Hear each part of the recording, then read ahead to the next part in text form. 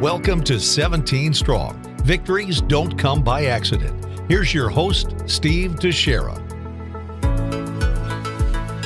Thanks, Andy. Welcome to another 17 Strong podcast. I'm Steve Teixeira, along with my beautiful wife, Holly. Hi, babe. Hi, how are you? Good, good. So we have some special guests again with us today. We do. So exciting. So we're excited to have with us Louis Moscardi from Moscardi Physical Therapy, which is where Ryan went through PT. Yes, absolutely. Before and after surgery. Absolutely. Before even being diagnosed. That's right. Because Louis was really a part of his testimony from day one. So that's right. So we're excited to have him and hear from him. Yes. And then even beyond that is an extremely special guest. She is near and dear to my heart. His daughter, Avery Moscardi. So hi, Avery. Hi, Holly. This is Avery. Yes. How are you today? I'm doing great. I'm really happy to be here. Well, thank you. Thank you for being here. So anyway, we're going to start with your dad, if you don't mind. I want to kind of give you a brief synopsis on how we met. And basically, I had a friend named Mackenzie. Mackenzie did a boot camp, and I participated in that. Mackenzie is a physical therapist who worked with Louis Moscardi, and I asked her some advice about Ryan, and I knew that there was something going on. So I asked her advice and if she would see him. And she said, certainly. Well, because of the location of it being kind of up in the groin area, she didn't feel comfortable. Same reason I didn't, because I was the mom. And so she called me and asked if Louis could take over. And I'm like, well, sure. If she works for him, believes in him, then sure, I do too. So anyway, that's kind of where we met. I think, Steve, you went into the office with Ryan the first time. I did. A couple of times. So do you want to start from there? I mean, what happened? Well, it was just, we thought it was a pulled muscle. And that's why, we had originally thought that, this is just something to do with the hamstring and go on from there. And then we had the pleasure of meeting with Louis. And Louis, what did you see when you first got in there with Ryan? So first, when I met Steve and Ryan, just to kind of give a brief history, Holly already filled you in a little bit about how Ryan got referred to the clinic. I saw both Steve and Ryan. It was in March of 2015. They came in and he had a diagnosis of a hamstring strain. We talked a little bit about that as he entered the clinic. And as always, Ryan was very charismatic. And he just right off the bat, he was the early patient. There was no one in there. And I felt a connection with him immediately. Easy to talk to. You could tell, just a fun-loving kid. And so we just kind of talked about baseball and what was going on and how it started. And he had explained to me that he was having this pain on the back of his leg, and definitely when he was squatting, sprinting, he was having difficulty at times playing shortstop. And the more we went through just the evaluation process, I got a good idea of what I thought was going on. Where he was describing the pain and the location didn't really correlate with a hamstring strain. So I continued to do a few tests, and then as I went into a little more palpation, I realized, there was a significant amount of swelling located more in the groin region or the adductor region, which to me was, I looked at it and I said, okay, well, it still could be hamstring related, but it seemed to be not in that area. And so that day we really just I treated it as a strain.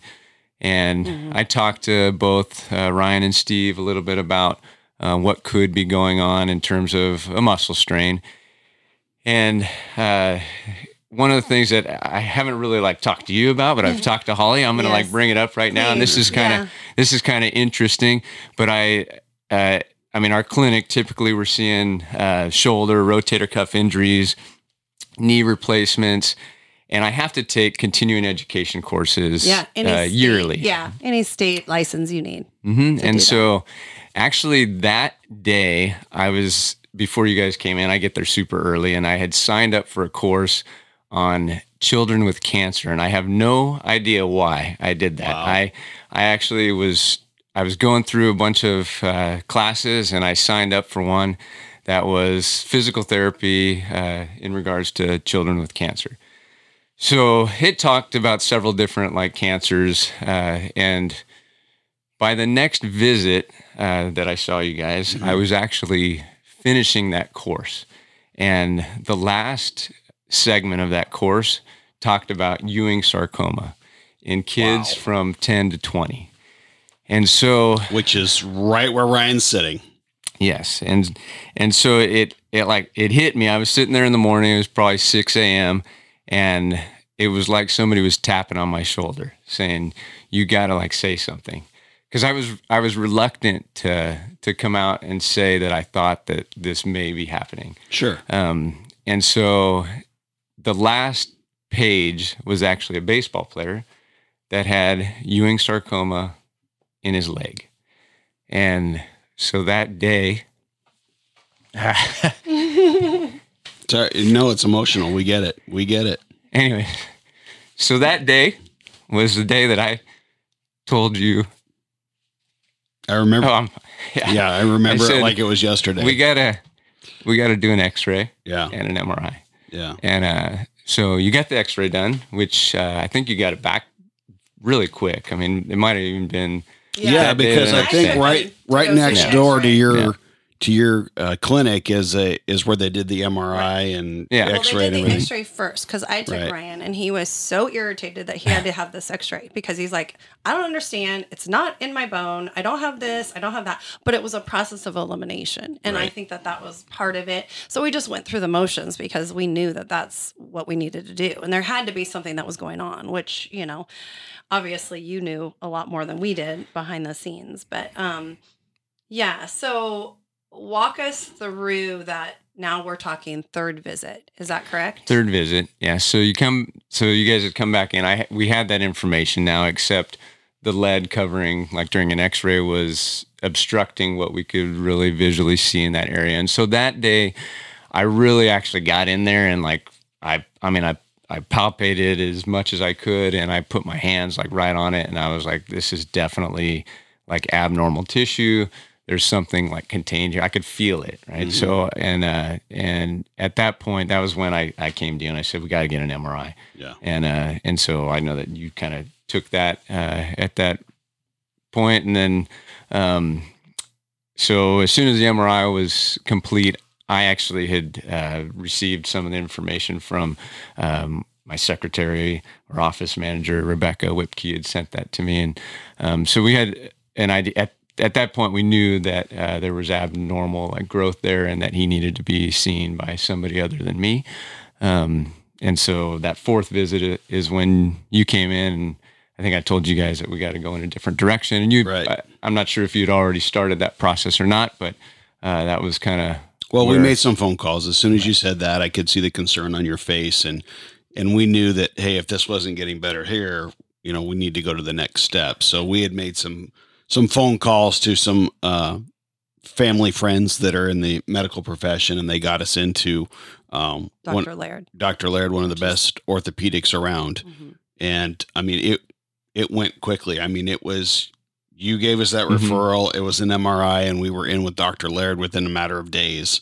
Yep. And, and that's when the first, cancer word was used, was during Dr. Laird's visit. Yeah.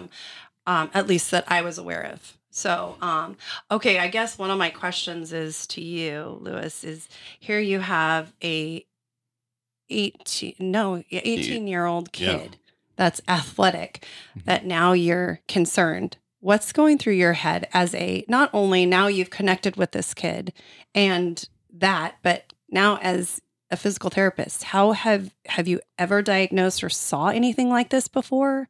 What's going through your head? I had never diagnosed any type of tumor prior to this, or been even like, it just doesn't happen often where they come to the clinic. And one of the things, like as a physical therapist, that I think all like new grads, and even if you've been in the field for a while, there's a struggle with how much you want to, because we typically do not diagnose. Right. You're not a medical doctor.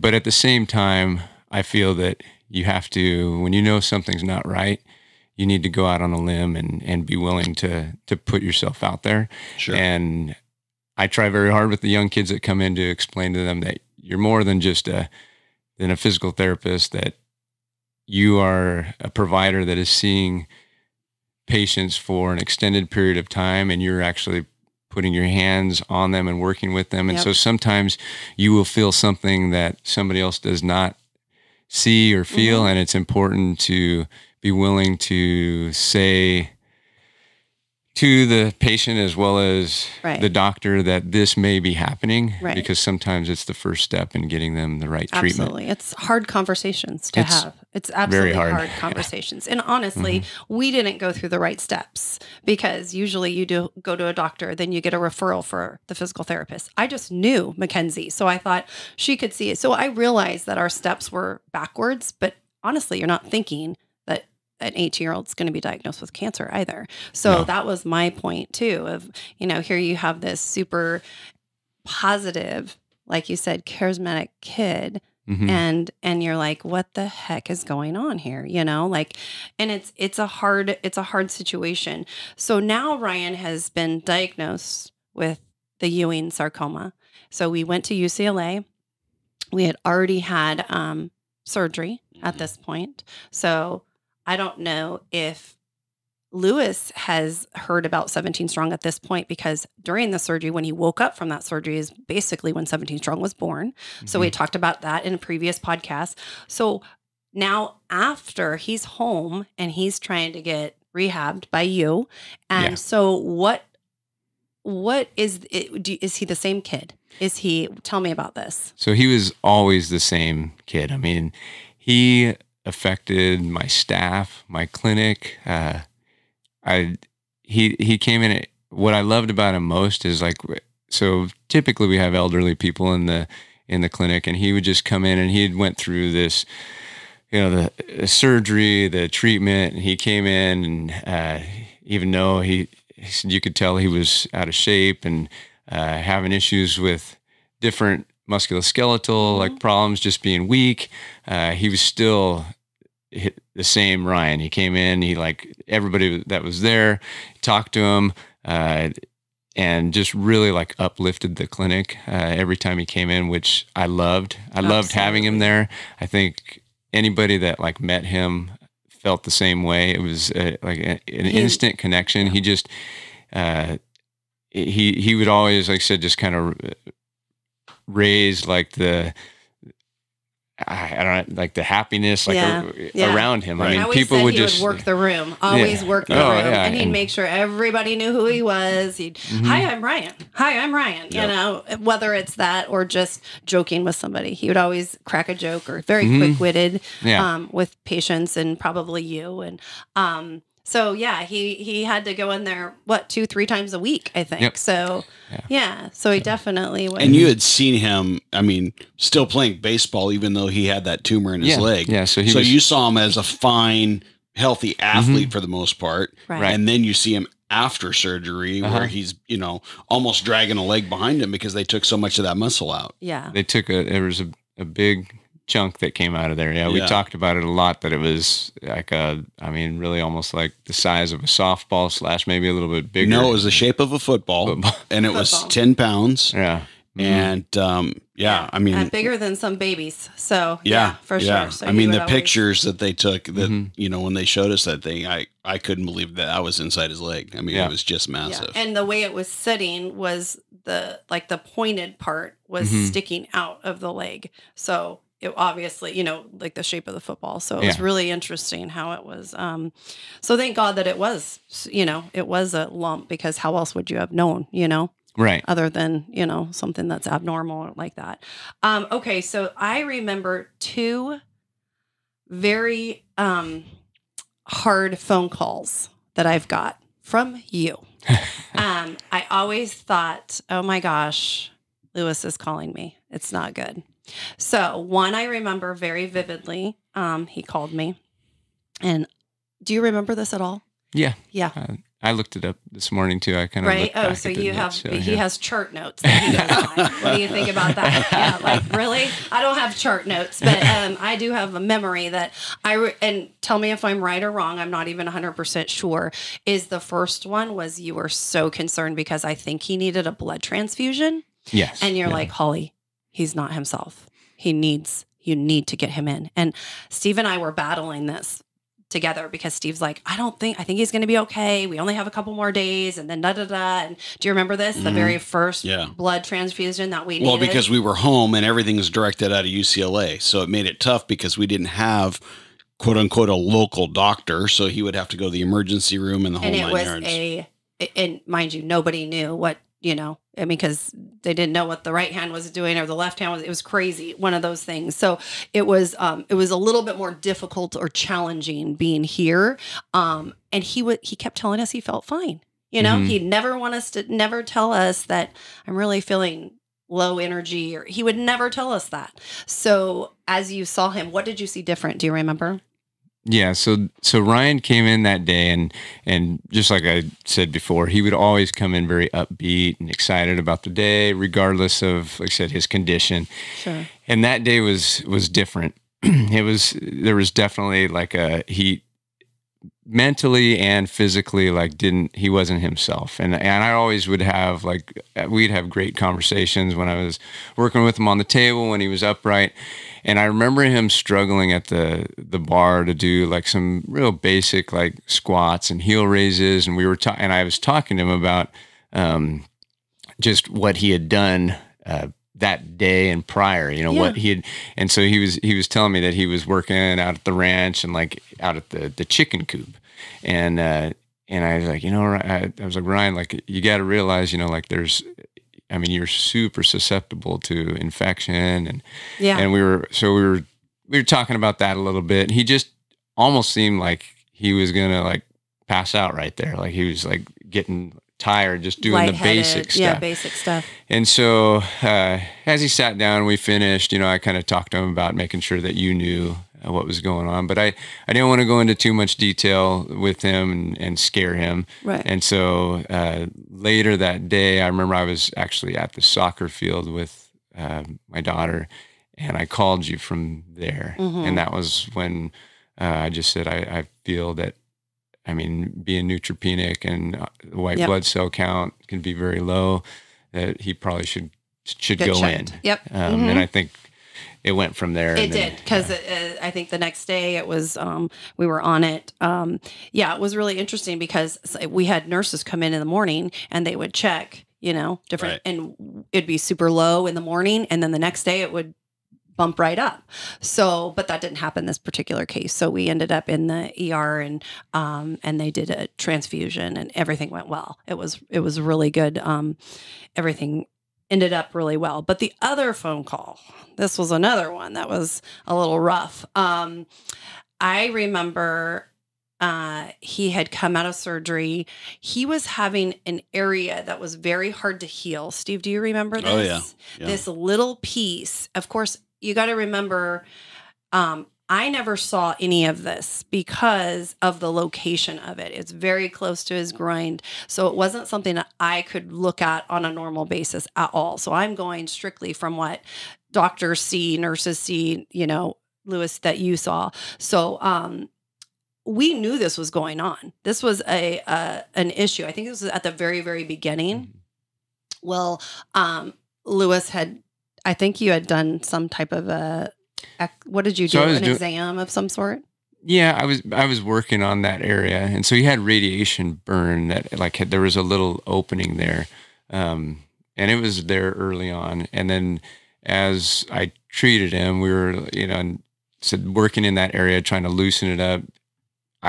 You could smell there was an odor. Yeah, the odor, which is typically a sign for infection. Right. And so that was what we talked about. We had talked about that. Mm-hmm. And he had to go back in for surgery. And Steve, you could probably explain this a whole lot better than I can, because they had to roughen up those edges a little bit. And then it's just because of the location where it was, it typically stays moist, and it wasn't allowing healing. Right. So it never got completely infected, No, right. but we caught it at the right time. And, they put him back in for surgery. They cleaned it all out. They restitched it. And then they did a different kind of, bandaging to try and keep that area drier so that it could heal. And eventually it did heal up. Yeah, it did. It was one of those. And actually that particular picture is on the commercial. Did you realize that? That when we show the picture of him going into surgery, that is when he was the second surgery just to get that one piece cleaned up. So anyway, the surgeon was Clark Kent. Yes, I remember him. Oh my gosh, how did I forget that handsome specimen? I'm just joking. It was awesome. But anyway, one thing I wanted to ask you was, did Ryan ever mention 17 Strong to you? No. I never did. Mm-hmm. So he was, I had a really hard time with having him. I wanted him to speak about it. Mm-hmm. And because, he loved to talk to people and in front of people. And he always had this thing about talking about 17 Strong. And I don't know why. He kept saying, I don't want to talk about myself. And I'm like, it had nothing to do with you. It has everything about other people. You're giving to other people. That's what you want to do. And it was all because of your personal experience. But it's interesting that he didn't say anything about that because it was well established at that point, not established, but we are going through our 501c3 paperwork and all that other stuff. So interesting. Yeah. But I think that speaks volumes of who he was. He was never about Ryan, he was, and that's what I talked to the girls about. It's like, it wasn't about him ever. And I think that's what you see with 17 Strong today. Absolutely. And why we're so involved, and I try to keep the kids involved because, and that's what people saw with him as he came through the clinic. It didn't matter if you're talking about baseball or this or that. It was about everyone else and how they support each other. And I felt also when you just talk about the religious side, that I think that it wasn't a pushy thing, but you realized that like there was something larger than Ryan or me or that was involved, and same probably with his foundation. I feel that it was something that like he knew where it was going to go.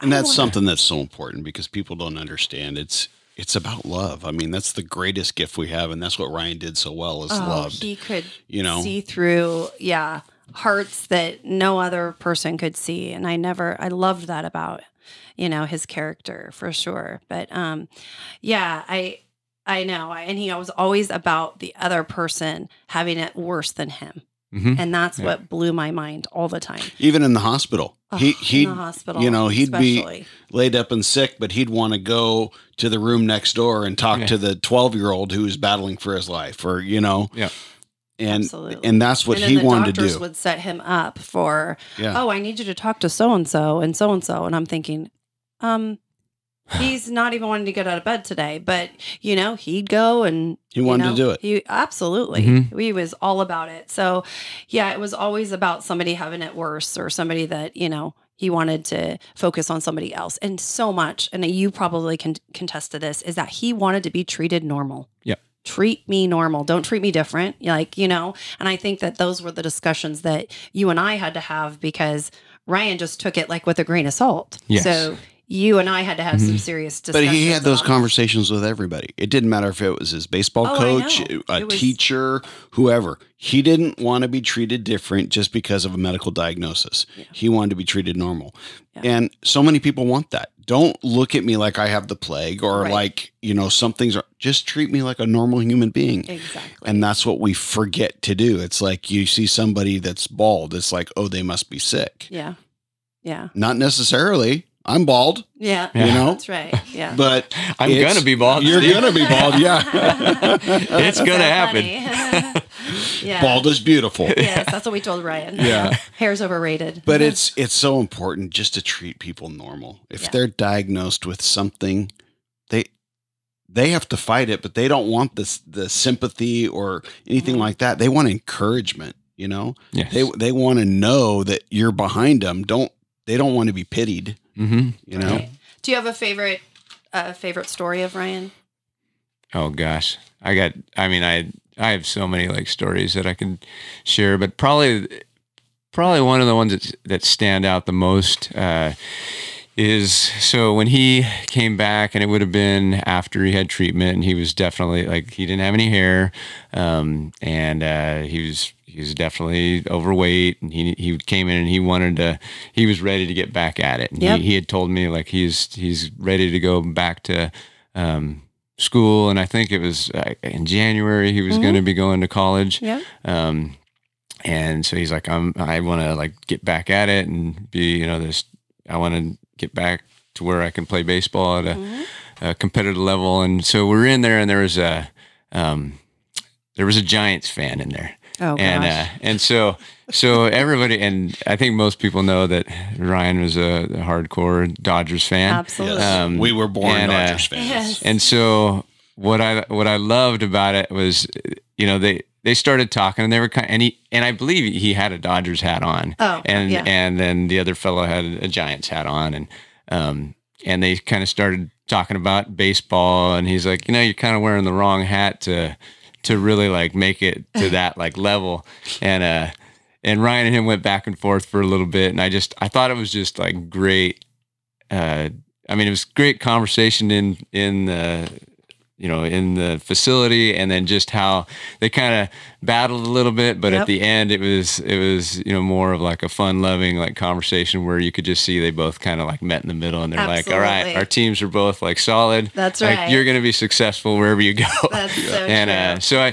There was a lot of those that happened in the office and outside like of the office when I did like meet up with them, and I just felt like he was one of those kids that, I mean, there was always something that came out of him that brought everybody in and brought some humor, but yes, like there was that competitive side to him, and there was, for sure. But he could talk about anything, and it didn't really matter where the conversation like started, but we knew where it was going to end. Yep, you know, absolutely. So. That's so cool. That is so cool. Okay, do you have any other things for? Do you have any advice for anyone that's, you know, maybe starting to go through this, or they think there's something wrong, but they're not quite sure and they're too scared to go to a doctor? Do you have any encouragement or advice for anyone like that? Yeah, I think that, I mean, if there's anything that you think is not right, I think you should definitely, I mean, take all the steps to get in to see your primary care, whoever you need to like get the ball like rolling in the right direction, and not be afraid of saying like, especially when you talk about the areas that you might like see a tumor, is not always something you want to go out and say like, hey, I have it down like in my pelvic region. But I think for your own personal like health, you need to like be upfront about like where it is, and try to start taking those steps and listening to your body. Yeah. And sometimes it's hard to do that. I think that especially depending on location. I think that is the first step, and being like open about like realizing that something is not right with you. No, we've said that time and time again on this podcast, and everyone we meet, you listen to your body. Your body's going to tell you, yeah, you know? For sure. And you have to be your own advocate. Yeah. It's true. It's true. But we're very thankful for you. We're very thankful for you being able to meet our son and to just speak into him. And I can't thank you enough, because I feel like if somebody else was put into our life for that same reason, they could have prolonged this whole thing and really stretched it out to months and months and months. And I felt like everything lined up. And even though we don't understand why, you know, I'm super thankful for you. Well, amen. And he's very good I'm too, because thankful for you I've been guys his too. patient too. So Absolutely. in fact, Yeah, I might yeah. need to go back. Oh my God. All right. But we're going to go on more of a lighter note, maybe. Okay. So we're going to talk to Avery for just a minute. Avery, tell us how old you are. I'm 14. 14. Okay, so tell me how Going old... on 28. I know. I love that about her. But tell me when, how old were you when you met Ryan? So I was about 9 years old when I met Ryan. 9. You were Yeah. 9. I can't believe that. That just seems Yeah. just crazy. Okay, so tell us, you did some fundraisers for Ryan in particular. So tell us about it. Just tell us what you did. So I just wanted to be able to help in some way because of all the stories my dad was telling me. So my friends and I, we decided to do like a hot chocolate stand to raise money for his foundation. And then we were going to donate it. So that was our way of being able to help. Yes, yes. And I very much remember you had set up a table right outside your dad's office. And if you have ever been there, it's like is there 3 stories to it or 2? I think so. Something like 2 that. or 3. Okay. And she went around to all the offices and she was literally delivering them to every office, 5, 6 cups. And Ryan was actually there that day. Do you remember Yes, that? I do remember. It was the first day I met him actually. And it was like really cool because I was like, okay, this is what I'm doing this for, like to help him. Oh my gosh. Yeah, I was just Okay, so so what did you think? Because when you met him, he was sick. He had no hair. So did you talk? Yes, he was super positive. Like I would have never guessed he was going through this just because of his attitude. Like he was a super happy person and it was super inspirational for me to see that. That like no matter what you're going through, like if you have a good attitude, like it can get you through anything. She said the number one thing, didn't she? Mm-hmm. Mindset is everything. Yep. That's what we say. Attitude is everything. And that was Ryan's. He was so, I had to learn from him sometimes because sometimes when you get, news, it's not always good, but he would always turn it around. We still have to learn. Yeah. That is something every day. Everybody needs to learn that. That you have to deal with. And he was so good at that. So, and of course I remember too, because you had done a couple other ones prior to the one in front of your dad's. Yeah, we had done like lemonade stands in our neighborhood, just like small little fundraisers. Like our neighbors would see us and just help donate for the cause. And it was just really cool to see them coming out. It was amazing, Avery. And I do remember the manila envelope with all the coins and all the, and I'm like, this is what it's about. I remember, I want you to know how much that blessed us because it was just raw of all those, donations and notes. Yeah. It's so when you're in a situation like this, anything like that makes such a huge difference. It made huge difference for us. So I thank you for all of that. And I wanted to know, I've heard through the grapevine that you've done some school projects or school papers on Ryan. I have actually. So in religion class, we have had to write like papers on people who inspire us or just we look up to. And I think I was in about 8th grade. And I remember my religion teacher saying, someone that exemplifies like how God wants us to lead our lives. And immediately I just thought, Ryan. So that's what I wrote the paper about. And it just really helped me reflect on his life and learn so much about him. Wow. I didn't even know that. I knew a little bit, which this is a little hard for me, but remarkable. And what are you now? A senior in high school? No, she just started high school, didn't you? You're a freshman or a sophomore? Freshman. Freshman. Oh freshman already. Wow. Okay. Well, that is super, that as a mom means so much. I mean, it just, because you raise them, but you don't know what happens outside of that. So that really inspires me. And I hope it inspires other people out there that, he lived his life to the fullest, even though it wasn't a long life. Anyway, sorry. Avery, you also are involved in 17 Strong, and I love that. I mean, after she's our number one poster maker. She is. She's made posters for us. She's helped us with our merch. Right. She's sold things for us. And are you Is 17 Strong, what do you think about 17 Strong? Because you know that we did not found this. This is not what we intended to do. So I want to know, like, from a 14-year-old's mind and what you think and why you want to continue to be involved. Mm-hmm. So I want to be continuing to be involved in this program because I think it's such a, like, important thing that we're helping, like, other people and, like, helping them get through hard times by, like, putting in our time for them.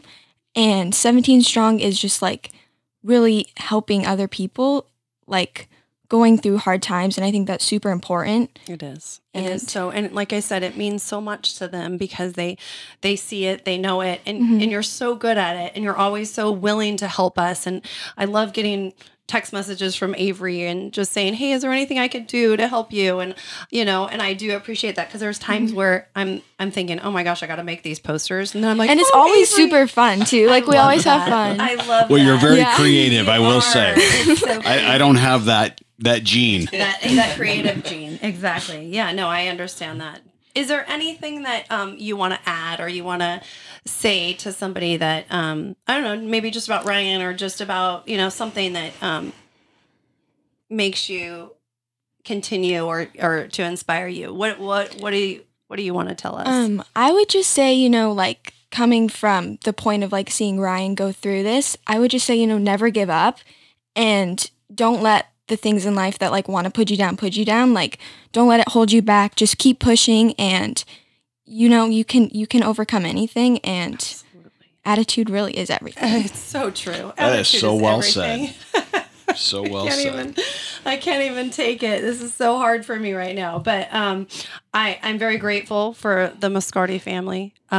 They're just our backbone that helps us get through. And amazing people. I know. We are extremely yes. Like we love being part of the Teixeira family as well. So well, and you I feel like because, blessed that I was able to meet Ryan and he connected us to you. That's it. There's got to be a reason for that. That's the way I think of it because otherwise, you know, and I don't understand why life is the way it is. We never will. And I won't understand it. But you and your wife have done an amazing job raising these kids. I mean, them. And we're Avery, you also lucky to have a have sister. I do. Yes. Yeah. And how old is she? Skylar, she's 11. She's 11, Yes. so she's a little sister. Yeah. Yeah. So, so they're all pretty much involved and help out. So it's awesome. Yeah. But super thankful. With that, thank you both for being here. Thank you for having guys us. very much. Thank you for your service, Avery, to 17 you. Strong in the Continued community. My service, pleasure. yes. And Louis, with your work at the physical therapy office, it's Moscardi Physical Therapy located in Pismo Beach, California. Pismo Beach. And if anybody needs a great physical therapist, Yes. Louis is the one I go to. So 100%.